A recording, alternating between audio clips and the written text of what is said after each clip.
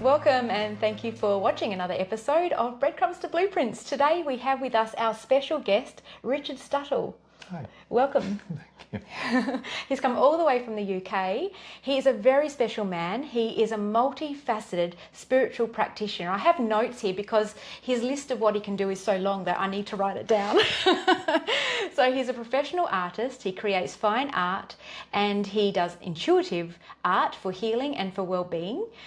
Richard's work hangs in galleries all over the world, in the UK, in France, in Australia, in the US. Mm-hmm. You do commissioned pieces as well. I do. And you also work at the Arthur Findlay College. You have a role at the Harry Edwards Foundation as well. What is your role there? Sorry, just so I can clarify. I'm a trustee. You're a trustee. Yes. Fantastic. So, welcome to the show. Thank you very much. Thank you for having me. Let's kick it off with the first question. Can you share with us your journey into that first realization that you could connect to the spirit world?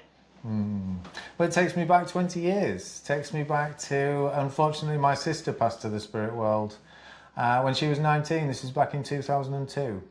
But I knew what her energy was like when she was in the room.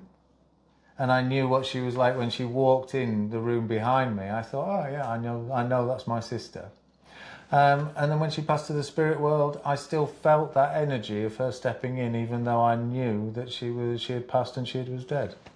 So that was that first inkling of going, oh, hang on a minute, I know there's something here.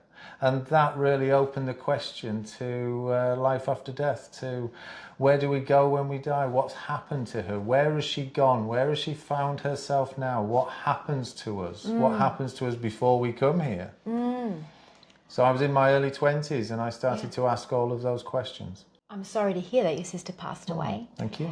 So before that, you had no idea about spirituality, would you say? I was always open to it and I was never told anything was wrong, which was a really big thing when I was younger. So my father's an artist, my mum is an intuitive and she's a healer really.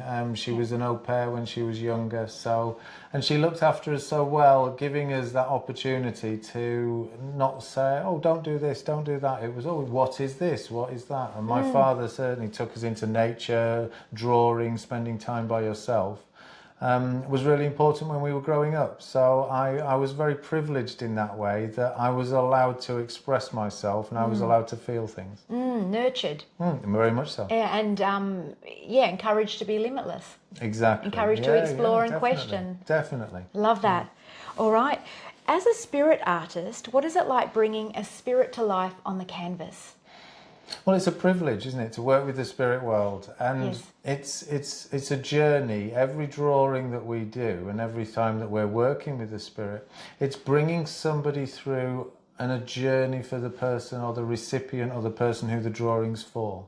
Yeah. And it's such a lovely journey because sometimes when you're putting the marks on the paper, the drawing always comes to life by itself. I'm just picking out certain lines and certain bits within it that then looks like a face or it looks like somebody. So it's such a lovely journey through that, through colour and through creativity. They manifest in many different ways. So some will come through with the essence of who they were, that figurative of who they were. One of the benefits of being passed to the spirit world, if there are any benefits, which I'm sure there are many, but one of the ones is they can come through at any age.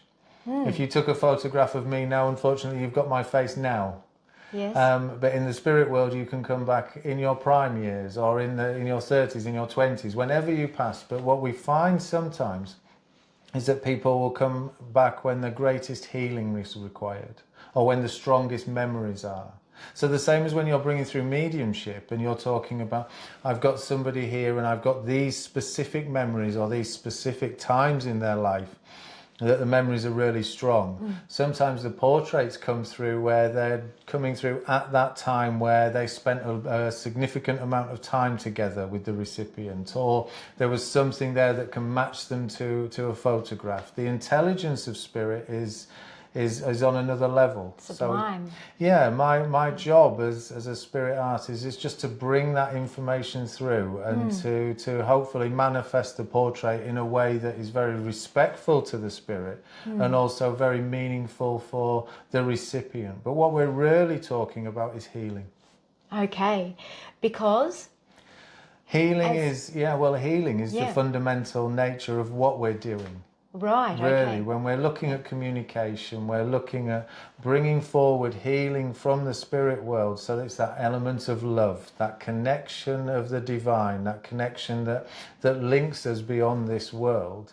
And what we're doing, we're talking about healing in a nature of, it's the release for the trauma of passing to the spirit. Life is continuous. It's these beliefs that we need within the conscious mind, the forgiveness of the people that have passed to the spirit, the parts of life that we maybe didn't get right in this lifetime.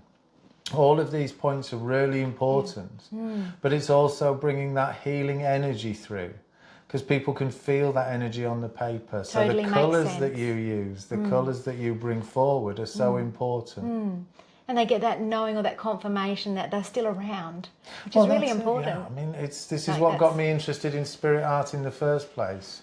It was that understanding of, as a medium, what are we doing? What's the work? Well, the work is to bring forward the fact that life is continuous.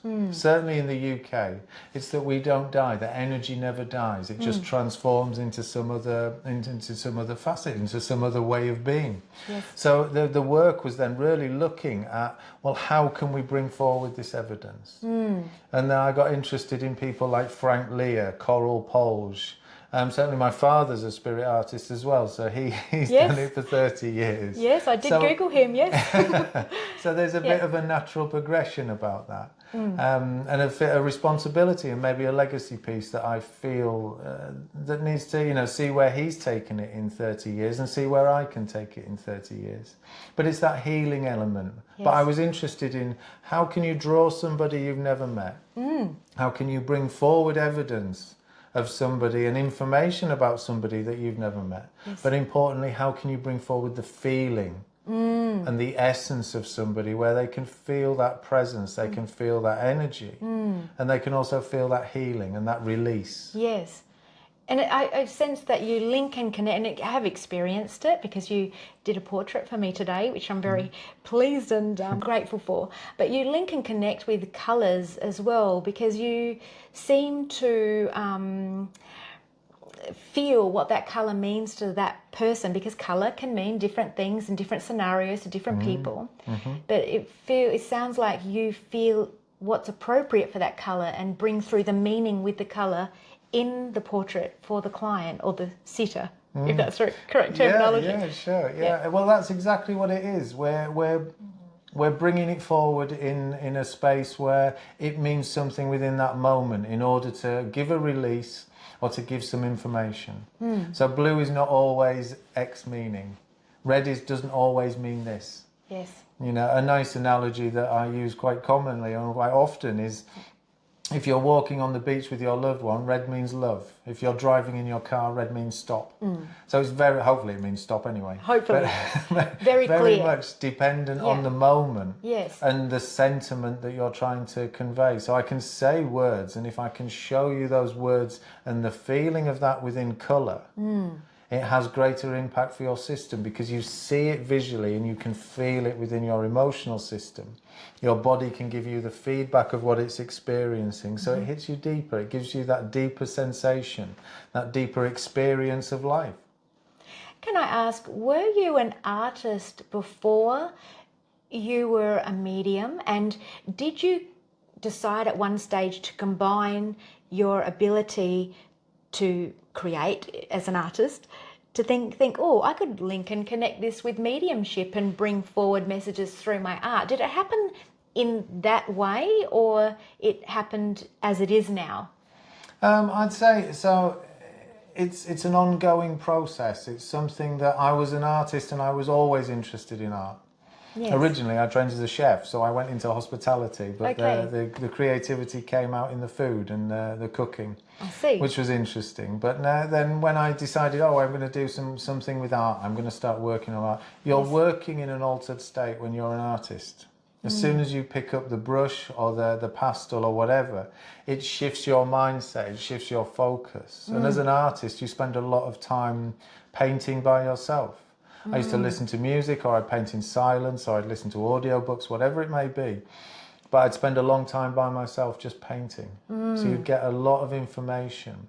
And certainly when I used to go and do a lot of travelling, years ago, I used to go and work in different countries and travel to different countries, and I'd take an easel and I'd do plein air painting, so I'd set up and paint, and it meant I'd spent a few hours looking at the same view, and I'd paint these lovely landscapes, and it was just such a privilege to go and paint these beautiful scenes. Yeah. But you'd experience so much of Mother Nature, of the earth, of the city that I was in, or the landscape that I was painting. You'd get a real feeling and a sensation. So that love for and that understanding of the energetics of what I was experiencing around me made a difference to the level of sensitivity that I had. I understand that. So because of the nature of painting and reflecting and taking in all the detail of things allowed you to alter your consciousness and then tap into and be reflective in your thoughts and then feel the sensitivity of that as well. Yeah, exactly. That's how I'm understanding that. Yeah. Yeah, so I got the feedback. You got the feedback. I got the feedback Yes. in the energy. I got the feedback from my body, what my body was experiencing, because I was spending time stood there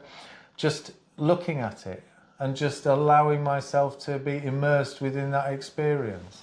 Do you think most painters or artists or drawers, do you think most of them would have that awareness?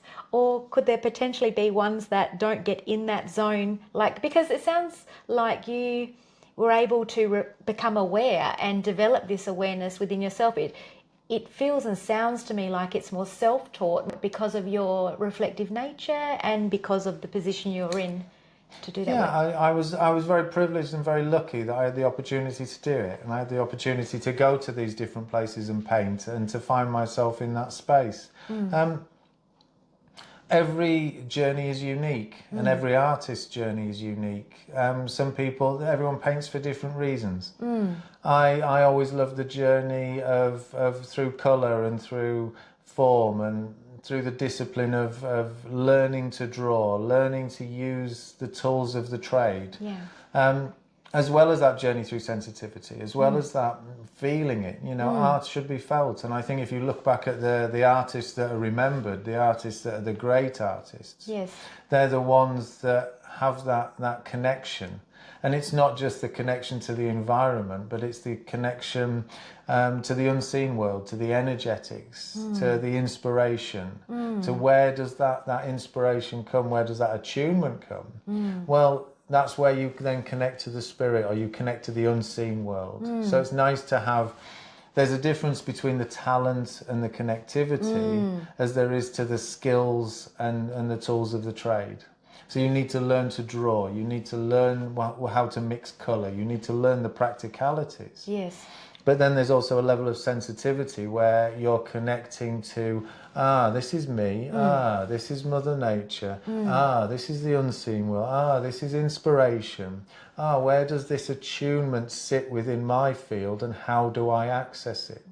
And this is where we can start to talk about inspiration. You can start to talk about the moments where you just get the epiphanies of, oh, that's a moment of something. What's happened here? This is the spark of an idea. Yes. And that's where then you can start to link in with the energies that are happening around you, with the spirit world, with the unseen world, all these different energies that are out there within the universe or outside of the universe. That are giving us this inspiration, that are giving us this sense of connectivity.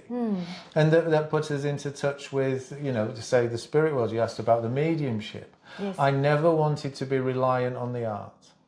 So I trained specifically just for the mediumship. I went, I did mentorships, and I worked with people that would just, right, I just want to train my sensitivity and that connection with the spirit world, my attunement with the spirit world, with healing, with philosophy. Well, what's the difference? How do I feel and register that within my system? And that's the personal journey on that front. So I had them work in parallel, and then it was a natural thing where I thought, right, okay, the mediumships, it sits within that space, the art sits within that space, but the commonality is we're working in an altered state. We're working in that space, and to be able to speak and draw and connect with the spirit is something that's just kind of melded itself together in its own way. And not when you're talking and when you're drawing, it's not necessarily a portrait of a loved one. It can be a scene or something that is relevant to the person. Yes. I love this. You are making the invisible visible, and an interpreter of feelings, energy, emotions, which is all energy. 100%, yeah. It's how it feels, and it's a privilege to do that. And when you work with people, and when you certainly work with yourself and draw things for you, when you're thinking, well, what am I going to paint? How does an artist or a painter decide what the next picture is going to be? I mean, where does that inspiration come from? And especially if you're not painting, or if you're an impressionist, or you're a landscape painter, or you're something, or you're doing realism, then you're painting from the world that you see before you. But if you're an abstract artist, if you're somebody who's just working with the energy, well, how does that painting come to form? How does that painting evolve in the mind? And that's the question that it's nice to ask. And it's bringing something that you can experience. Yes. So how can you describe love? How can you describe happiness? Well, you can't. There's 1,000 poems, there's 1,000 sonnets, there's all of these wonderful things, there's a million songs. And the artist's way is to describe it within paint, within colour, on canvas. So it's making something that is tangible, because you can experience it, but you can't see it or experience it with the five senses. You had training at the Arthur Findlay College. So the Arthur Findlay College, for those of you who are unfamiliar, like I had no idea about the Arthur Findlay College a few months ago, and now I know so much about it.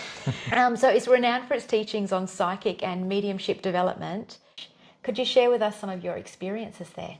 Yeah, certainly. Well, I was very lucky, I was privileged. I got to visit there, my first visit and my first experience there was when I was 19. So it was many years ago. My father's a tutor there, he's been a tutor there for 30 years, so I was privileged to attend some of his courses.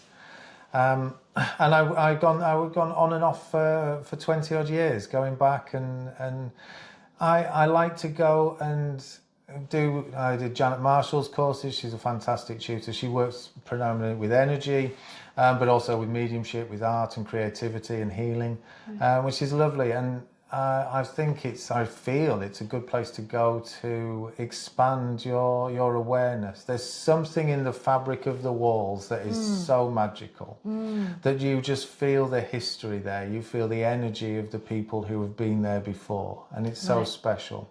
There's some wonderful tutors and a wonderful place to go and expand your awareness, and it's a college for the psychic sciences, for mediumship, for all of that kind of unseen world development, if you like, which is such a lovely thing. Yes. For me, it was going and having a couple of experiences there a year. So and then I like to let them integrate, and then a few years life gets in the way, you go and do other things, so on and off I've been going backwards and forwards for over 20 years. Wow.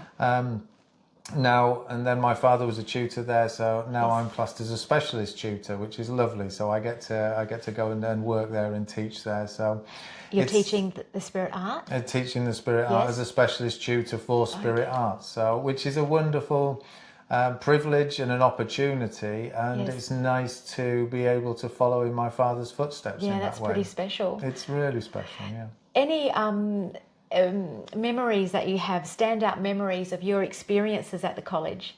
Oh, there's many. There's Tell us a good one. We had, every week is unique. And some weeks are just completely magical. Like unbelievably magical, where you wouldn't believe the alignments and the things that happen.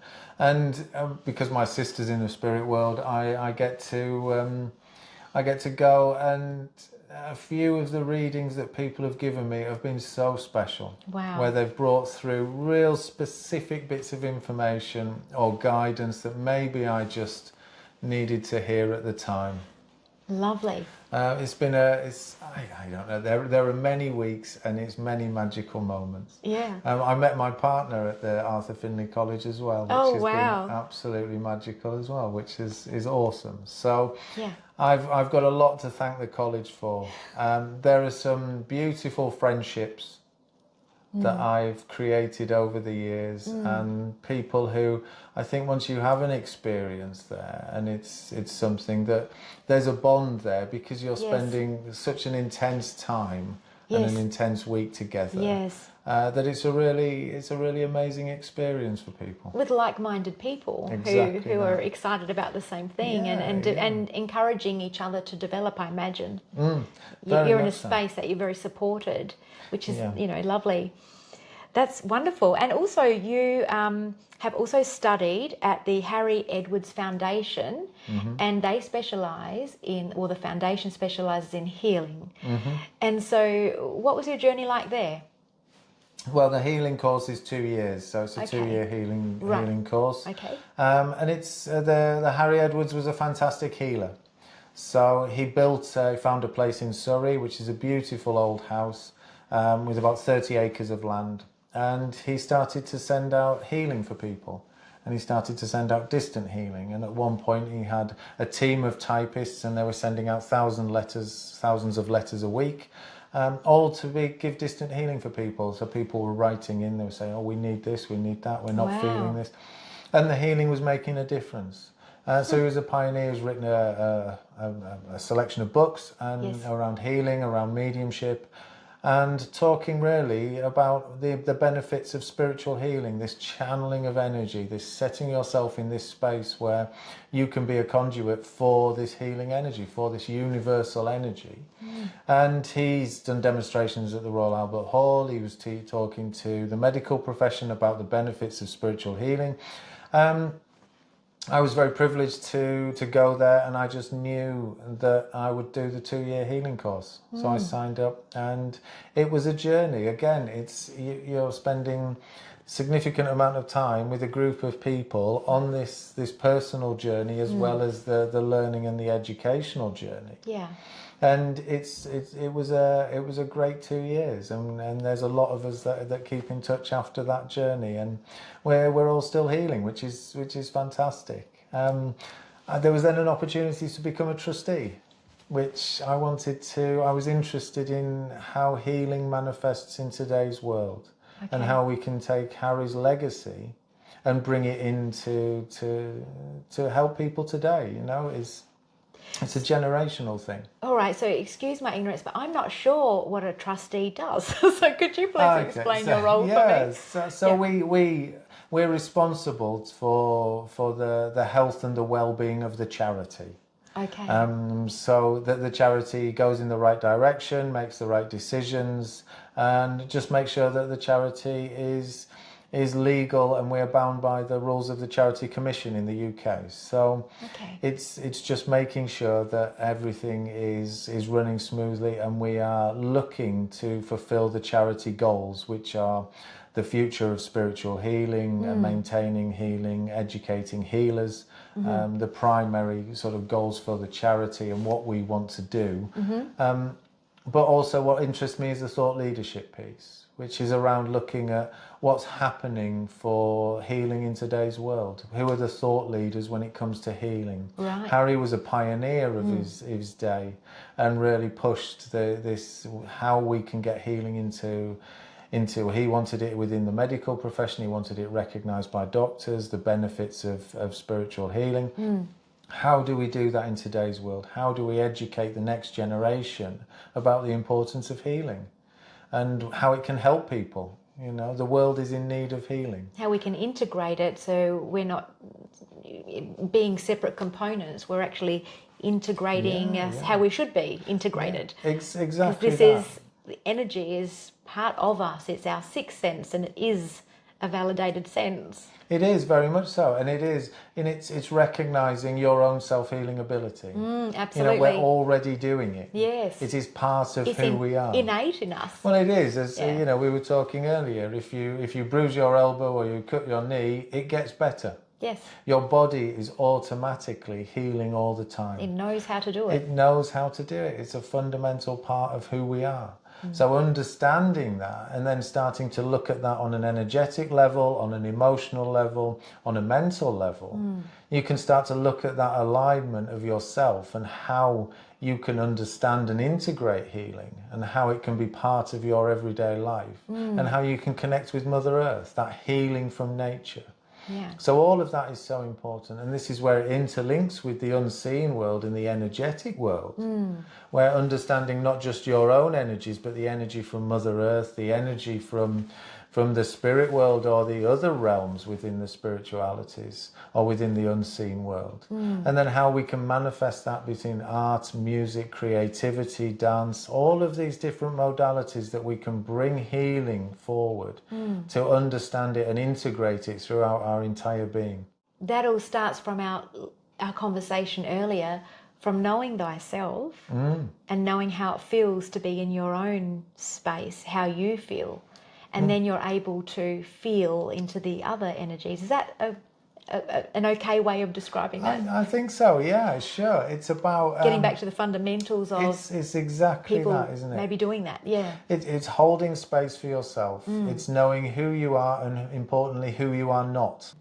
And sometimes that's who other people think you are, or things that you have a reaction to that are not actually part of you. And that's that personal journey to understand what resonates with me. And when I verbalize something, how authentic does that feel? And it goes back, well, how do I recognize whether it's authentic? Well, that comes down to the alignment of you. A nice way to look at that is, well, physically, what's your body telling you? What experiences is it reflecting back to you? You're not telling your body what to do. Your body is telling you what it is. Yes, we need to turn up the volume to our we body. We need to be sensitive to what our body is telling us. Yes. The emotionality, that emotional part of us, well, what are we experiencing? Allow ourselves to feel that and to feel that emotion. Very much we're taught in the world to shut down or to not experience that emotional well-being within us, or that emotional trauma, whatever that may be. It is okay to experience. That's it. It's a part of life. Yeah. And it's a part of learning. It's the gift so we can expand our awareness and learn from it. And in order to perhaps use it to help somebody else. Very much so. Well, that's it. There's a nice expression where the limitations of our conscious mind are our greatest asset. And by saying that is what I mean by talking in that way is, if we knew the outcome of a situation, we wouldn't go in wholeheartedly. If I knew something was going to end, I wouldn't give my whole heart in the beginning. True. If I knew that a project was going to come to completion, well, maybe I would hold back a little bit. But because I don't, because I'm the eternal optimist and I think everything's going to be wonderful and successful, I put everything into it. And that trumps the emotional experience is limitless. Yes. The mind and the conscious mind is limited. And that's where you can see, and we talked about it, just how can I experience love? Well, mentally, I can't really explain it in a way that is satisfactory. I can put words down, but the reason that resonates and those words resonate with me is because I have the emotional experience to it. So emotionally, we are unbound by any limitations because we can feel it and experience it through our body and through our whole being. And through the energetics as well. But mentally, we can only experience something so far, or for my interpretation of it. Yeah. But then that mentality of us is so important to bring us into the present, and then connect with that spiritual aspect of us, that spark of the divine that's within us. Because there's very often, and this is another thing that got me interested in the mediumship, and certainly with my sister, and when she'd gone to the spirit world, everyone said, well, she was an old soul. I thought, what does it mean by that? What do you mean by an old soul? Oh, well, she was here before. What do you mean she was here before? So it sort of opens those questions, and then you start to go, well, actually, her knowledge was greater than the experiences within her life. and the education that she'd gone. Well, how is that possible? So, you know, she knows more than she's learned. She's more wise than the years that she spent on the planet. Well, that says to me, well, there's something else that she's tapping into. There's something else that's unseen or energetic. That then, where's that connecting from? Well, is that the spark of something within her? Is that the spark of her soul? Is that the spark of the divine? Where is that piece? So that's when we look at that alignment of us, the physical, the emotional, the mental, the spiritual, bringing that alignment into us. Yes. We go, well, actually, then now I have a bit more of an experience on this planet. Yes. And that's what we're here for. I think so. I think as far so. as I understand I think so. it. Well, what else are we going to do? Exactly, yeah. What's the know, opportunity? What's the alternative? When you're working as a platform medium, what is the most important message you aim to convey to your audience about life and the afterlife? Yeah, I think it's around the healing aspects. You know, that's what's fundamental. And it's what we're working for. So when you have the opportunity and the privilege of speaking in front of people, and certainly doing delivery mediumship or spirit art or something around there, it's about building on that group energy. So what's the nice thing that I try to say and try to convey is, it wouldn't work if one of the people wasn't present. It's only ever because everybody is there and everybody is holding space for themselves and for others, that it is possible. That it is a nice way that we can then bring that energy through from the spirit. So the people who get the contacts, the people who get the drawing and that information are the people who need, and their loved ones are coming through in order to bring healing or release for them in the spirit, but also release, an energetic release or emotional release for the people in the audience. But there's also in the congregation. But there's also that healing community within everybody who's attending. It's really important that everybody feels included and part of that. And in the UK, we've got the divine services on the Sunday where you can deliver mediumship, but there's also philosophy.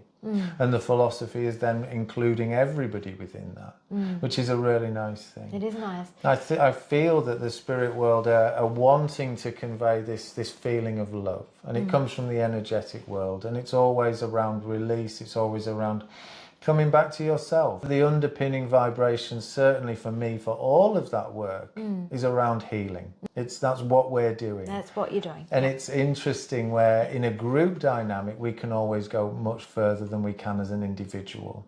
So if everybody can be part of that and everybody can hold space, normally how it works is everybody can feel something within the energy, and the people who get the messages or the people who have the drawings are the people who need it, but they are also holding space for everybody else. And that where we can evolve as a group and go on a journey together within that energy and within that space is really healing. And a nice thing when we give in the philosophy or the healing or where we're saying the prayers. In the UK, there are hundreds of churches that are doing that at the same time every week. So the Sunday, 6:30, 7 o'clock in the evening, there's hundreds of churches around there that are all sitting in a group of people, holding space and that energy for each other, but also that healing energy and that connection to the unseen world, where they can bring forward that attunement for themselves and that connection with their own spirit and activating their own self-healing, bringing themselves into that space, and hopefully all of that energy will cascade out into the community. Every time that they leave, they go back to their homes, they go speak to their families. They're on that frequency. That's how we can implement change across time and a change across space, is by allowing people to resonate within that frequency and allowing that frequency to cascade out into the world. Wonderful. Are there any common themes or messages that spirit tend to share with their loved ones during platform or in any situation? Yeah, I think it's interesting with the private readings, there seems to be a theme across the weeks or across the months, or it's as almost as if everybody's having a group update. So we're all on this frequency, we're all going through this space of evolution, and then everybody who comes or finds themselves on their way, and it's my privilege to work with them, but books a session with me, it feels like that there's a commonality that goes through that level of progression. Once everyone's had that update, it moves on, and okay, we're working in this space, and then there's another. So it feels like that we're on a bit of a journey together in that sense. That this seems to be what everybody's talking about now. And again, so we a have specific theme you're saying. It feels like that within maybe a month or a few weeks that we're all talking about this. Everybody's experiencing that, or certainly the people that I am lucky enough to work with. Yes. They all find themselves, this seems to be coming up within their field. This is in with their energy. So that says to me, well, there's something or there's some frequency that we're all working on. And if we're lucky enough to be in that space, then there seems to be some communication that needs to happen. Because as we were talking, the way, how can we evolve? Well, it's through communication and reflection of self. So it's about me having a conversation with you, and we both, if we're in an authentic space, we both get that group update. And we go, okay, now that makes sense. And off we go. And that feels how it seems to be within the private readings. And again, if I look on from the public demonstrations in that space, well, the philosophy each week might be on a theme or might follow, and it's somewhere when we can say, okay, well, now if I talk about this or what this comes up within the philosophy, that seems to be putting everybody there on that frequency. Common messages, well, everybody comes through with that feeling of love. Don't give too much. Focus on yourself. Look at your own personal journey. Forgiveness. The humanity of life. So it feels when people are coming back from maybe a reflective space where they can look back on their life within this world, that they're coming back saying, well, it's about forgiveness. It's about holding that space. It's about don't be so hard on yourself. Give yourself that freedom. I'm with you, I'm supporting you, you'll feel that energy. So it feels like it's along those lines. It's lovely. You've published a book dedicated to your sister Caroline. With that book now, it's called Chasing Rainbows. All right, so can you share with us what your book is about and what do you hope readers will take away from it? So the book it was a cathartic process for me to write, to be honest. Well, we've had the charity again since 2002. We set up the charity to help young backpackers and young travellers travel in a safer environment.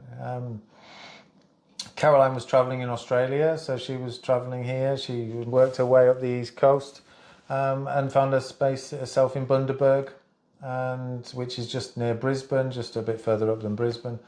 And unfortunately, she lost her life. So she found herself in a situation she couldn't get out of. And it was a tragedy. The family, obviously, it tore us apart. So we wanted to do something positive. We wanted to help other people and prevent other families from finding themselves in a situation where we found ourselves. Yeah. It was an important space for us to look at and to evolve. And as we started to look at that, then the charity evolved, and we started to help people through education. We started to help people understand the risks, but also the benefits when travelling. So after I went travelling 2003 to 2005 and did a lap and a half of Australia. It's a wonderful country. I really enjoyed it. But during that time, I went through the trial, and the guy who took Caroline's life was then convicted, and all of this kind of I made a record of. I wrote a diary, and I started writing a diary then, and I've written one every day since. So that journey of not just the charity's evolution, but dealing with grief and all of that kind of work, I wrote down. And a few years ago, I decided, it's time for me to pull all of that information together. So I wanted to mark the milestones of the charity. I wanted to also explain to people what it was like backpacking and travelling. So there's some diary excerpts, there's things that I went through. And also the benefits of travel, the good times and the amazing things that you can experience. So all of that is kind of journeyed through the book, and what we did as a charity and how we evolved and our methodology around travel safety. So it's It's a big book. That's what you've done. Just what you've done is phenomenal and it's beautiful. a great job. Beautiful way to, remember her, honour her, help other people. Just beautiful. Is there a question that you would like me to ask you that perhaps you have a burning desire to share some information that I haven't asked? Where are we going? Where are we going? Yeah, I think that's a good question. How can we help people? How can people help themselves? We're moving into a different space, and we're lucky now, and I'm really lucky that I get to travel again and I get to work. I mean, it's a great privilege to go to these different countries and certainly to come here. And it's a privilege for you to interview me, so thank you very much. Privilege for me, thank you. Yeah. No, it's my honour to do it. I feel that we're in a good space in a way, even though it may not look like it. Sometimes when you look at what's happening in the world. But I feel we're going to get pushed to a point where it's going to be important for people to look internally, to find that alignment and that truth within them, and not to follow any other narrative and then other than what they feel is important within them. And this is where I think we were talking, it doesn't matter what modality you practice, it doesn't matter how you get there, it's about your authenticity when doing it. And the question that we asked before was about what makes a good healer. Certainly we've talked about that with Harry Edwards, we've talked about that when we're looking at different healers, or the same with mediumship, the same with artists. And it's about the authenticity of the practitioner. And I feel that that's so important, and an important message for today, that is in today's world. It's about the authenticity of the individual. It's about you doing something because you feel it's the right thing for you to do. And that's going to make the difference. I love this. Yeah, absolutely. I think it's really important. Yeah, because, with all societal conditioning, people look outwards to be like this and that. But who are you? That's the question we all should be asking. Who 100%, are we? And 100%. Like exactly what you said, I love that. Being authentic, coming from that space. Because that's where happiness is too. When you're being authentic and you're being no one else but yourself, would you agree? Like it's just, That's what it is. Yeah, that's what it's about. That's what you just said. Yeah, that's what it is. I get it. Though, yeah, it? It's 100% what it is. And if you can use whatever modality that works for you, I would suggest, and certainly creativity helps immensely with that. It's helped me immensely with the arts. With understanding and just enjoying a bit of Mother Earth, going to see these places while you've got the opportunity, travel, immersing yourself in different cultures, talking to different people, and talking in a space where you can be open and comfortable. And that's really important. So it's finding like-minded people. Yes. Well, how do you find them? Well, you just know where you feel you should be. And that's about not listening to the bias or the internal narrative that no longer resonates for you. It's about removing that narrative and about living that authenticity where you can say, I know this and I feel this to be true, and now I'm going to bring that into my reality. Because the world is magic. It really is. And life is magic. Life is magic. Amazing. Yeah, and it is unbelievable. Yeah. I'm in a space now where I'm going to spend some time with my partner, and it's magic that we get to do that. And we get to go and we experience some of the beautiful parts of Australia and get to go and have a wonderful experience. And it will be magic and it will be amazing. And it's such a special opportunity. And I feel that for people it's such a wonderful opportunity as well, that they can do it in their own way. And they can find connections with people that are so pure and so where they can be themselves is probably the best way to put it. Yeah. And there's no restrictions other than what we put on ourselves. And I think that's just such a lovely space that if we all have that realization within now or within the future or whenever it happens, we can move forward into a new world. Perfect. Beautifully said. Thank you, Richard, for your time. It's been wonderful to have you in Australia. Wonderful to have you on this show, and such a privilege to be part of your workshop. I did stalk your Facebook page, and I would like to end this interview with your favourite quote. because it really resonated with me, and I feel it will absolutely resonate with the viewers as well. No, thank you. And it is, and I know the quote you mean. I've got it here. Life is a matter of passing time enjoyably. There may be other things in life, but I've been too busy passing time enjoyably to think too deeply about them. And it's by Peter Cook, who was a fantastic comedian and a fantastic English satirist. It's about being in the now. Exactly that. And enjoying yourself. And enjoying yourself in the process. Well, thank you again. My pleasure. Thank you ever so much for the invitation. Thank you again for watching, and I hope you've enjoyed the interview, and we'll see you next time.